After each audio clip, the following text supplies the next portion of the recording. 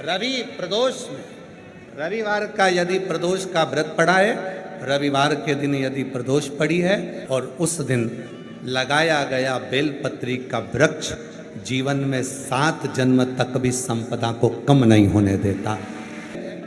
जब व्यक्ति हर तरह से टूट जाए, सारा दुख उसके माथे पर आ जाए, कोई रास्ता नजर ना आए, तकलीफों में अगर वो घिरा हुआ है, तो रवि प्रदोष के दिन बेलपत्र के वृक्ष को लगा दे और उस वृक्ष का सेवन करना, उसकी सेवा करना प्रारंभ कर दे, तो जिंदगी में 7 जन्म तक भी संपदा की कमी नहीं आ सकती। रविवार के दिन प्रदोष पड़े और उस दिन लगाया गया बेलपत्री का वृक्ष जीवन में 7 जन्म तक भी संपदा को कम नहीं होने देता। प्रदोष में, रविवार का यदि प्रदोष का व्रत पड़ा है, रविवार के दिन यदि प्रदोष पड़ी है, उस प्रदोष के दिन प्रदोष काल में, प्रदोष काल जब सूर्य डूबने पर हो, चंद्र उगने पर हो और उसी समय पर जो प्रदोष काल होता है, उस प्रदोष काल में यदि एक बेलपत्री का वृक्ष कहीं पर लगाया गया है और उस बेलपत्री के वृक्ष को आप हमेशा स्मरण करना प्रारंभ कर दें, प्रदोष के दिन उसके नीचे दीप लगाना प्रारंभ कर दें, कभी किसी के आगे हाथ फैलाने की जरूरत नहीं पड़ती, अपन स्वयं प्रबल। जितनी रवि प्रदोष की प्रबलता है, रवि प्रदोष क्या करता है? धन देता है, संपदा देता है, वैभव देता है। जो बेटे बेटी, नवयुवक बेटा बेटी जितने भी कंपटीशन एग्जाम में बैठते हैं, जितने परीक्षा देने के लिए बैठते हैं, जितना कंपटीशन एग्जाम में बच्चा बच्ची बैठते हैं और वो आखिरी में ये विचार करते हैं कि मैं ये सीए क्लियर नहीं कर सकता, मेरा ये पार्ट क्लियर नहीं होगा, मैं आईएएस ऑफिसर नहीं बन सकता, मन से ये निकालना छोड़ दो कि मैं ये नहीं बन सकता। अगर आपने रवि प्रदोष के दिन प्रदोष काल में एक बेलपत्री के वृक्ष को कहीं पर भी लगाया है और प्रत्येक प्रदोष पर जाकर आप उसके नीचे अगर दीपक लगा रहे हो, तो तुमको तुम्हारी मंजिल तो मिलकर रहेगी ही, चाहे कुछ भी। रवि प्रदोष की इतनी महत्वता है, जो महापुराण की कथा कहती है, ये 3 चीजें हमारे जीवन को सुख देती। एक लोटा जल शिव को चढ़ाना प्रारंभ किया, एक लोटा जल शिव को चढ़ाना प्रारंभ किया, हमारे धीरे धीरे मार्ग सुलभ होते चले गए, मार्ग खुलते चले गए, मार्ग खुलते चले, सुलभ हो गए मार्ग। दूसरे नंबर का, शिव पर चढ़ा हुआ जल जब शरीर में रोग आ गया, बीमारी आ गई, कष्ट आ गए, मिटेगा कैसे? डॉक्टर का इलाज करवाओ, क्योंकि डॉक्टर शिव का एक रूप होते हैं। डॉक्टर जांच करने का बोले जांच करवाओ, क्योंकि डॉक्टर शंकर का एक रूप है। डॉक्टर जैसा बोले वैसा करो, पर साथ में 1 लोटा जल चढ़ाकर उसका आचमन करना प्रारंभ करो।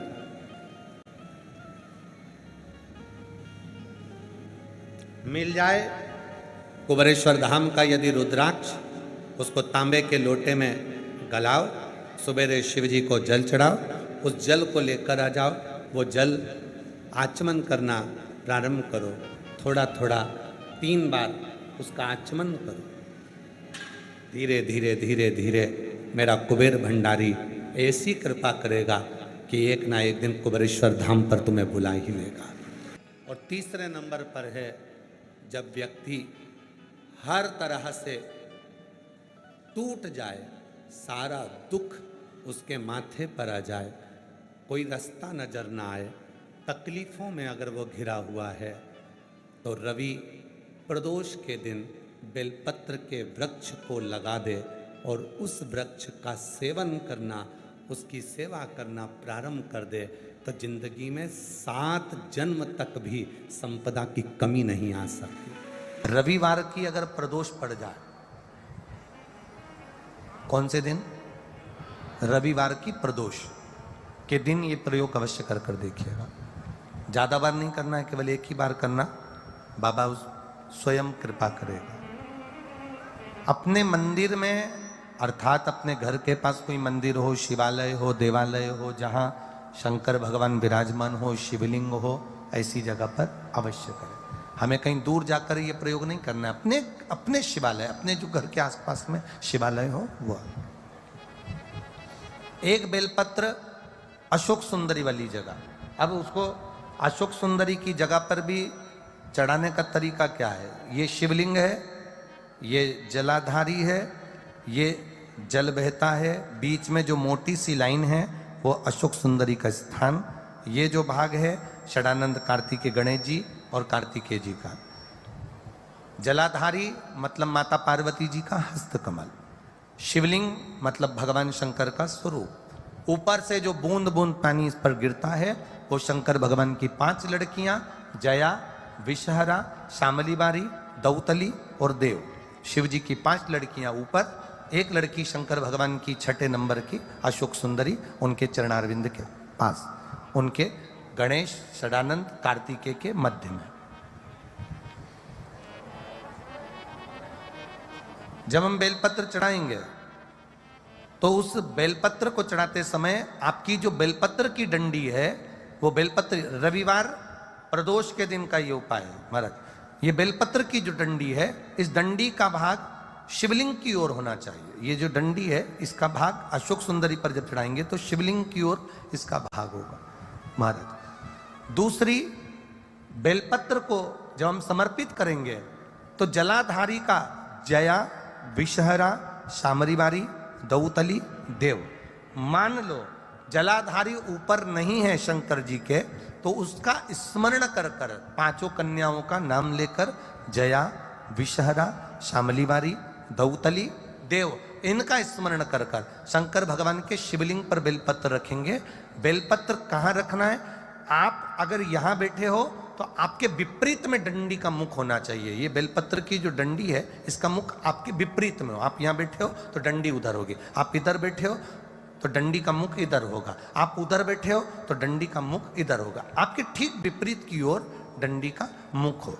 ये 2 जगह बेलपत्र समर्पित करने के बाद तृतीय बेलपत्र शिवलिंग की जो जलाधारी है, जहां पर भगवान शंकर का शिवलिंग रखा है वहां स्पर्श कराकर, केवल छुआना है, स्पर्श कराकर बेलपत्री के पेड़ के नीचे ही कोई कंकर हो, कोई शंकर हो या कोई मिट्टी का ढेला हो, नी हो तो वहीं मिट्टी को थोड़ी सी ऊंची कर कर एक बेलपत्र बैठकर इस बेलपत्री की डंडी जड़ की ओर, मतलब जो वृक्ष होता है उस ओर इस डंडी का मुख होना चाहिए। ये 3 रविवार के प्रदोष के दिन शंकर भगवान पर चढ़ाई गई बेलपत्र से हमारा गया हुआ धन भी पुनः आने का रहता है और हमारा जो व्यापार बार बार बंद हो रहा है शिव की कृपा से एक बार चालू तो चालू हो ही जाता है। शिव तत्व को जा और निवेदन है सब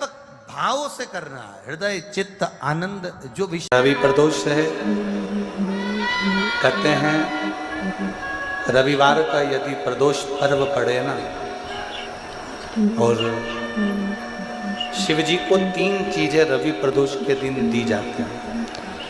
पहले नंबर पर 1 लोटा जल, दूसरे नंबर पर प्रदोष काल में दीपदान और तीसरे नंबर पर भगवान शंकर के नाम का उच्चारण। पंचाक्षर मंत्र या षडाक्षर मंत्र या श्री शिवाय नमस्ते। प्रदोष के दिन, प्रदोष काल में 2 जगह दिए लगाना प्रारंभ कर दो। पहला बेलपत्री के वृक्ष के नीचे, पहला दिया प्रदोष काल में, प्रदोष के दिन बेलपत्री के वृक्ष के नीचे, और दूसरा दिया अपने दरवाजे की चौखट के बाहर, मतलब अपन बाहर खड़े होंगे, अंदर की ओर दिया नहीं, बाहर की ओर दिया। एक दिया बेलपत्र के नीचे देवाधिदेव महादेव से प्रार्थना कर कर, हे शिव शंकर, हे गौरी शंकर, हे शिव, आज प्रदोष का दिन, प्रदोष काल में आप भ्रमण के लिए निकलोगे नंदीश्वर के साथ में, ऐसी कृपा करना, आपके लिए मैंने द्वार सजाया है भोलेनाथ, आपकी दृष्टि मेरी चौखट पर भी कर देना, मेरी जिंदगी सवर जाए। इसलिए 2 दीप, 1 लोटा जल, एक जल का पात्र लीजिए, उस जल के पात्र को लेकर उसमें थोड़ा सा लाल चंदन डालकर बेलपत्री के वृक्ष के नीचे और देवादिदेव महादेव को चढ़ाना प्रारंभ कर दीजिए। शिव को चढ़ाना थोड़ा सा जल, उसके बाद में 1 लोटा जल स्वच्छ फिर शिव जी को चढ़ाओ। प्रयास करो बेलपत्री मिले, बेलपत्री पर लाल चंदन 3 पत्तियों पर लगाकर लाल चंदन बेलपत्री के वृक्ष के नीचे समर्पित कर कर उसी बेलपत्री के वृक्ष के नीचे का बेलपत्र वापिस लेकर श्री शिवाय नमस्तुभ्यं बोलकर आपकी कामना कहकर भगवान शिव पर अघोरेश्वर महादेव का नाम लेकर आप चढ़ाना प्रारंभ करिए।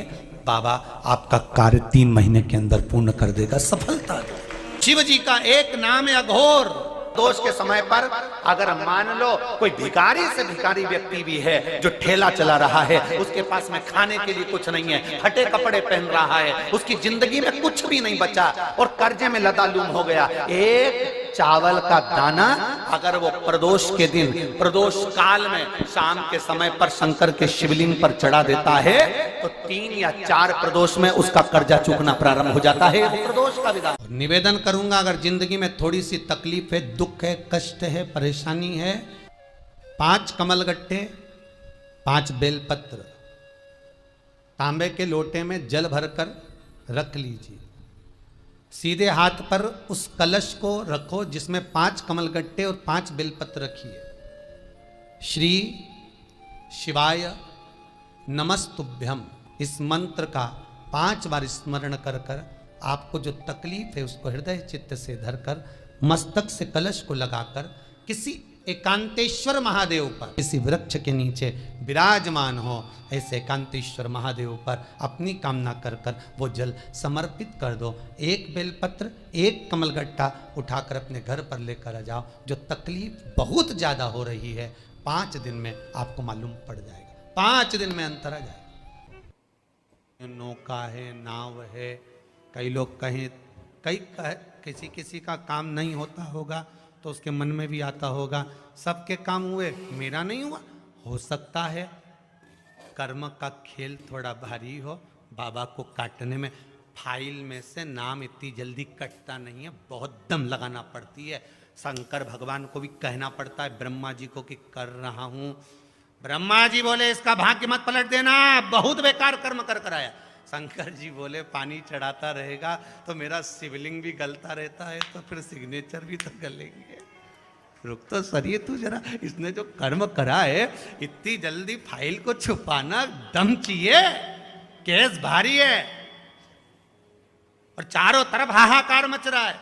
जो तुमने पूर्व में कर्म करा है वो कर्म तो तुमने ऐसा कर दिया अपने को मालूम नहीं, पर जो कर्म कर कर आए हो उस कर्म का भोग तो मनुष्य के शरीर में भोगना है। पर सारे पाप तुम्हारे चारों तरफ से हाहाकार कर रहा है, ये पापी है, इसने ये करा, इसने वो करा, पूर्व में इसने ऐसा करा वैसा करा, तो अब इतनी हाहाकार मच रही है। अब देखो किसी व्यक्ति के लिए इतनी हाहाकार मचे तो लोग सोचे कि आखिर बात क्या है, तो वहां पर पहुंचे लोग बात करने के लिए आखिर हुआ क्या, क्या हो गया, फिर फाइल देखो, ये देखो, वो देखो, होए तो उसी तरह हाहाकार मच रहा है सब दूर से। तो भगवान शंकर भी कहते हैं थोड़ा समय लगेगा, चिंता मत कर, तू भक्ति मत छोड़ना, छोड़ मत देना।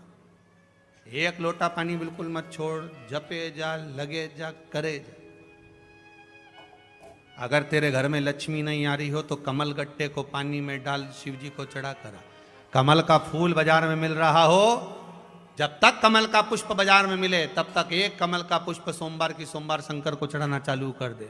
सोमवार को नहीं चढ़ाए तो प्रदोष को चढ़ा, पर शंकर की भक्ति कर। और कमल का फूल ना मिले तो कमल गट्टा पानी में डाल, उस पानी को शंकर पर चढ़ा, पर चढ़ा देख, क्योंकि शिव के चरणों में रहने के लिए माता ख्याति ने लक्ष्मी देना चाहिए और लक्ष्मी जी को भगवान शंकर ने नारायण को दे दिया।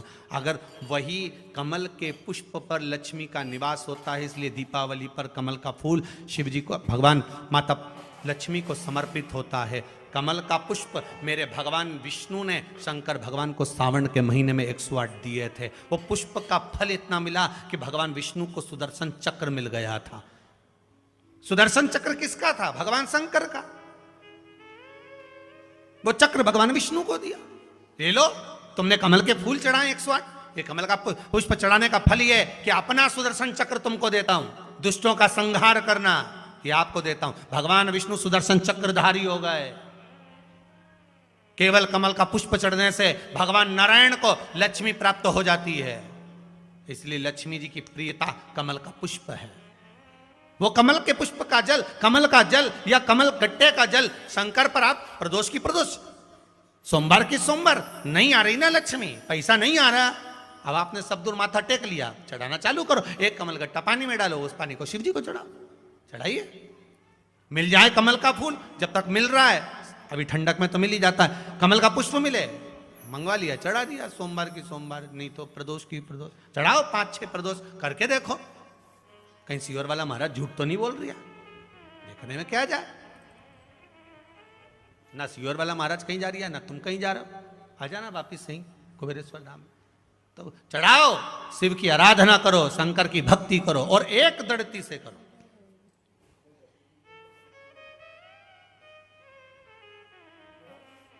एक दड़ी होकर,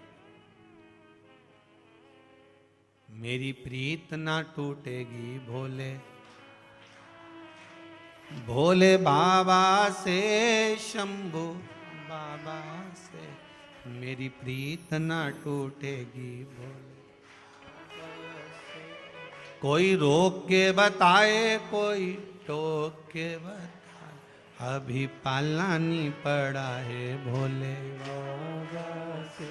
भगवान शंकर की भक्ति में रहकर दड़ी होकर शिव की आराधना में डूबो, तो हमें ऊपर की भक्ति नहीं करना है। गए और त्रिपुंड लगा लिया, गए और भस्म रमा लिया, हमें ऊपर से नहीं करना।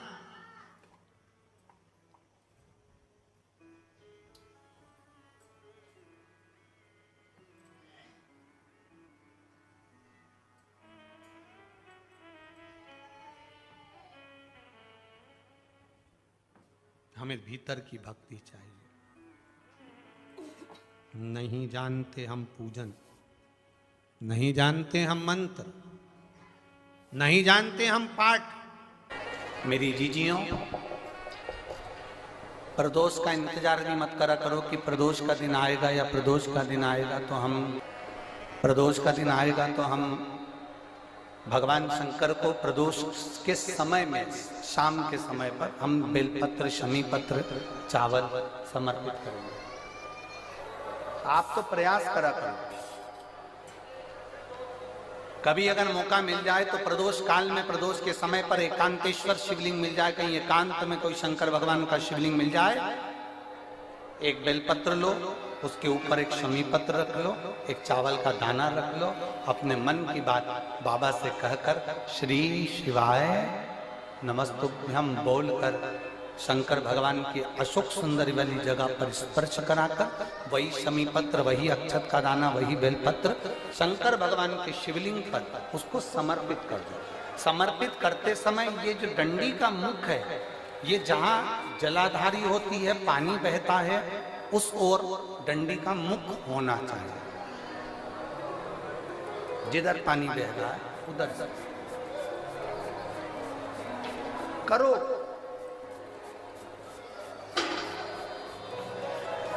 प्रदोष काल में करी गई आराधना, प्रदोष काल में किया गया भजन, केवल प्रदोष के दिन ही नहीं, प्रदोष काल में कभी भी शंकर को याद करो। वैसे तो शंकर भगवान को याद करने के लिए कोई समय निश्चित नहीं किया गया कि इस समय शिव जी को याद करना। मौत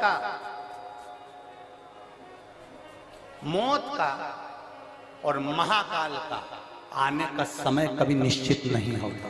जिस प्रदोष व्रत का हम वर्णन करते हैं, जिस प्रदोष के दिन का आपको बधाई करने दी थी कि प्रदोष की आपको बधाई हो, प्रदोष शाम का जो समय होता है, प्रदोष काल जो होता है, उसका वर्णन जब हम करते हैं, ये प्रदोष की पूजन का विधान किसने बनाया, ये प्रदोष की पूजन का नियम किसने बनाया, ये प्रदोष की संध्या काल का, प्रदोष के समय का पूजन का विधान कौन बनाया, ये प्रदोष के समय पर एक बेलपत्र चढ़ाने का विधान किसने बनाया, प्रदोष के समय पर एक समी पत्र चढ़ने का विधान किसने बनाया, प्रदोष के समय पर अगर मान लो कोई भिखारी से भिखारी व्यक्ति भी है जो ठेला चला रहा है, उसके पास में खाने के लिए कुछ नहीं है, फटे कपड़े पहन रहा है, उसकी जिंदगी में कुछ भी नहीं बचा और कर्जे में लदालूम हो गया। एक चावल का दाना अगर वो प्रदोष के दिन, प्रदोष काल में शाम के समय पर शंकर के शिवलिंग पर चढ़ा देता है तो 3 या 4 प्रदोष में उसका कर्जा चूकना प्रारंभ हो जाता है। प्रदोष का विधान। इतना ये प्रदोष का वर्णन करा किसने? इतना प्रदोष की महत्वता बताई किसने? कौन करे इतना वर्णन? अगर प्रदोष की महत्वता बताने वाला कोई है, इसीलिए मेरे शंकर भगवान माता सती को लेकर कुंभज ऋषि के यहाँ, अगस्त ऋषि के यहाँ कथा सुनने के लिए गए थे, क्योंकि उनके बराबर कोई शंकर के महत्व को बता नहीं सकता और प्रदोष के महत्व को नहीं बता सकता। सती मैया को प्रदोष का महत्व बताने के लिए शंकर सती जी को लेकर कुंभज बाबा के यहाँ गए थे, अगस्त ऋषि, कि प्रदोष के महत्व को तो जानो सती, तुम प्रदोष के महत्व को तो सती जानो, तुम प्रदोष के महत्व को तो सती पहचानो कि प्रदोष का महत्व क्या होता है, प्रदोष काल का महत्व क्या होता है, प्रदोष के समय का महत्व क्या होता है। जिस समय पर सूरज डूब रहा हो, चंद्र प्रकाशित हो रहा हो, दोनों का मेल हो रहा हो, ना तो पूरा सूरज डूबा है, ना पूरा चंद्र आया है, ना पूरा अंधेरा है, ना पूरा उजाला है, उस समय को प्रदोष काल कहा गया, उस समय को प्रदोष का समय कहा, प्रदोष काल कहा। अब कई लोग हमसे कहते हैं, गुरुजी आप हमको प्रदोष का समय बताया करो कि प्रदोष काल किसको कहते हैं, प्रदोष का समय किसको कहते हैं। अब एक बात हम आप सबसे कहना चाहते हैं, जितने लोग आस्था चैनल पर सुन रहे हैं, जितने फेसबुक यूट्यूब पर सुन रहे हैं और जितने रेवाड़ी की इस पवित्र धरा पर कथा को सुन रहे हैं, आप सबसे एक बात कहना चाहेंगे, अगर हम समय देखकर बताएं आपको कि शाम को 6 बजे, 6:30 बजे, 6:30 पे लेकर 7:30 के बीच में ये समय है, या 5:30 से लेकर 6:30 तक का ये समय है, या हम तुमको बोल दें कि इतनी बजे ये समय प्रदोष काल का रहेगा या इतनी बजे ये समय रहेगा, तो देखिए कभी कभी ठंड का समय आता है तो दिन जल्दी ढल जाता है, कभी कभी गर्मी का समय रहता है तो दिन बहुत लेट ढलता है। इसलिए समय की गणना से मत चलो, आप तो ये अंदाजा लगाकर रखो कि दिन ढल रहा हो, अंधेरा होना शुरू हो रहा हो, सूरज डूब रहा हो, चंद्र प्रकाशित हो रहा हो, अंधेरा अपना काम कर रहा है, सूरज ढलता जा रहा है, दिन कम होते चले जा रहा है और अंधेरा थोड़ा बढ़ते चले जा रहा है। इन दोनों का जो मिलन का समय हो, अब वो कितनी भी बजे, आप तो बस उसके मिलन का समय निकाल लो, वही समय प्रदोष काल कहलाता है, वही समय प्रदोष।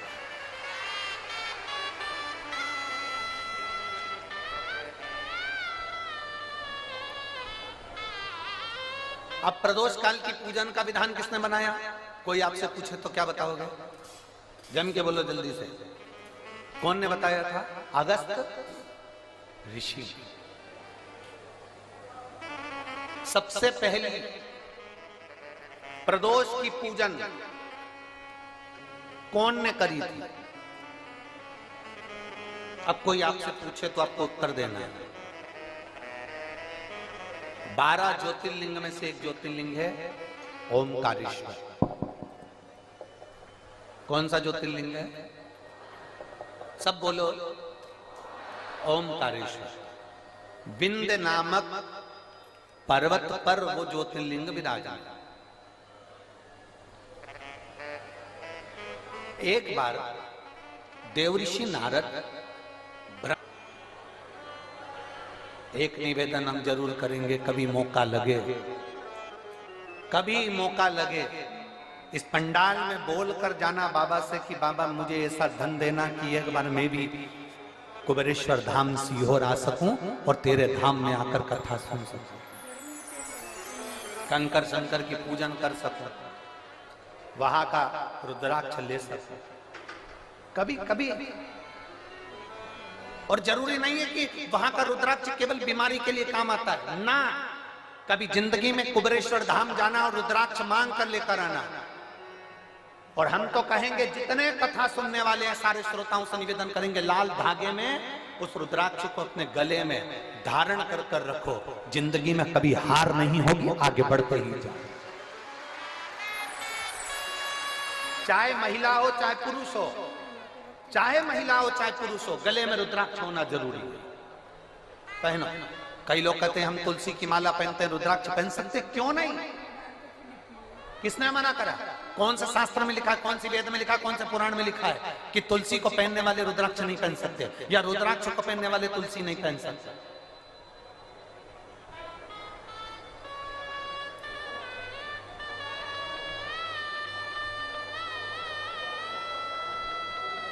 तुलसी यदि नरक से छुड़ाकर वैकुंठ भेज सकती है, तो रुद्राक्ष रोग से मुक्त कराकर तुम्हें अपने हॉस्पिटल से घर भेज सकता है।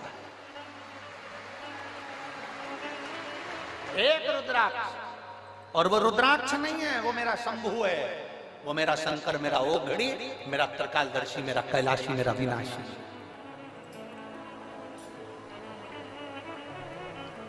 कल प्रदोष है, जिसके घर में पार्थिव शिवलिंग का निर्माण होता है, उसके घर में कभी लक्ष्मी की कमी नहीं होती है, वहां लक्ष्मी सदा निवास है। कि जिंदगी में कर्जा ही कर्जा डूबा हुआ है, कर्जे में लदालूम हो और कोई उन्नति हो ही नहीं रही, बहुत कष्ट में हो गए, तो प्रदोष के दिन बेलपत्री के वृक्ष के नीचे दीप लगाएं, शिव जी के मंदिर में जाकर दीप लगाएं और अपने घर के दरवाजे पर दीप लगाएं। प्रदोष के दिन बेलपत्र के वृक्ष के नीचे लगाया गया दीपक, शिव मंदिर में लगाया गया दीपक और अपने दरवाजे पर लगाया गया दीपक, ये तीनों जब एकाग्रित भाव से दीप लगाए जाते हैं तो ब्रह्मा विष्णु महेश हमारे कार्य की सफलता देते ही हैं, उसमें अटकल नहीं। प्रदोष बन सके तुम्हारे पास में शिवालय हो या बेलपत्री का वृक्ष हो, वहां दीप दान अवश्य करना चाहिए। अब ईश्वर महादेव का नाम 7 कनेर के पुष्प, एक बेलपत्र, जिस समय पर कनेर का फूल बेलपत्र के साथ चढ़ाया जाएगा तो 7 कनेर के पुष्प सीधी बेलपत्र पर आपको रखेंगे। आपका भाग्य ठीक नहीं चल रहा, आपकी किस्मत ठीक नहीं चल रही, आपके ग्रह ठीक नहीं चल रहा है, नंदीश्वर के पास में बैठकर श्री शिवाय नमस्तुभ्यम बोलकर अशोक सुंदरी वाली जगह पर स्पर्श कराकर भगवान शंकर पर 7 फूल के साथ बेलपत्री की डंडी अशोक सुंदरी की साइड हो, ऐसा स्मरण करते हुए शिव को समर्पित कर वही बेलपत्री 5 बार नमः शिवाय या पंचाक्षर मंत्र षडाक्षर मंत्र बोलकर वही बेलपत्री 3 प्रदोष 4 प्रदोष ने प्रदोष आप चढ़ा रहे हैं, प्रदोष काल में वो बेलपत्री लाकर अपने पूजन वाले स्थान पर रखते जाओ। एक बेलपत्री एक प्रदोष पर लाओगे, अगला प्रदोष आएगा, आपके भाग्य बदलने में आपको खुद मालूम पड़ जाएगा कि आपकी किस्मत कैसे बदल। दुनिया में जाकर बोलिया है, जगह जगह जाकर प्रार्थना कर ली, निवेदन कर लिया, तो भी तुम्हारा अगर कोई काम ना बने तब एक काम जरूर करना, एक बेलपत्र, एक शमी पत्र, एक कनेर का फूल देवाधिदेव महादेव को प्रत्येक प्रदोष के दिन शिवजी को जल चढ़ाकर समर्पित करना प्रारंभ कर दो। 2 या 3 प्रदोष निकलेगी, मेरा देवाधिदेव महादेव तुम्हारी झोली खुशी। अगर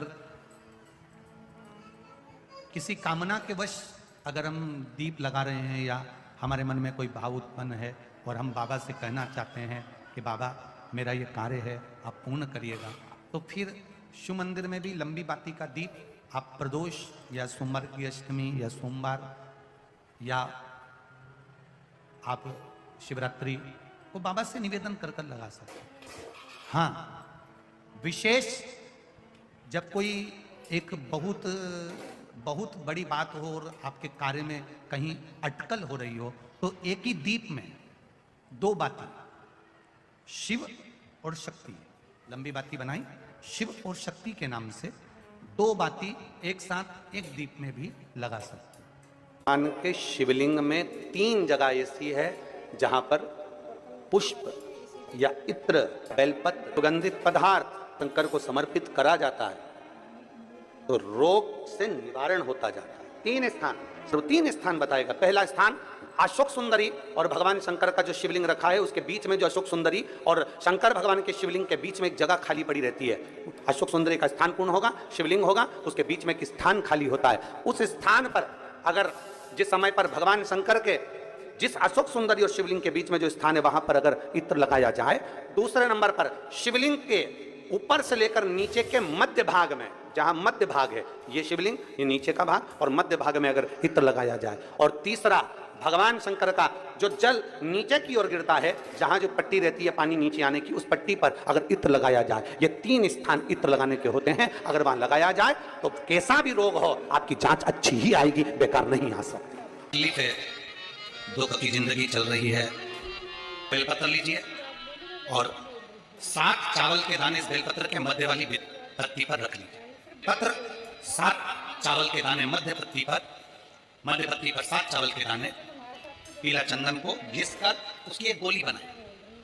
एक गोली गोल कर शिव पिंडी जैसी, शिवलिंग जैसी गोली बनाकर उस चावल के दाने पर रख लो। एक स्थान पर रखकर घर के अंदर ही उसका पूजन कर लो। कर दिए से आरती कर ऐसी कैसी ही बेलपत्र अशोक सुंदरी वाली जगह पर रख दीजिए।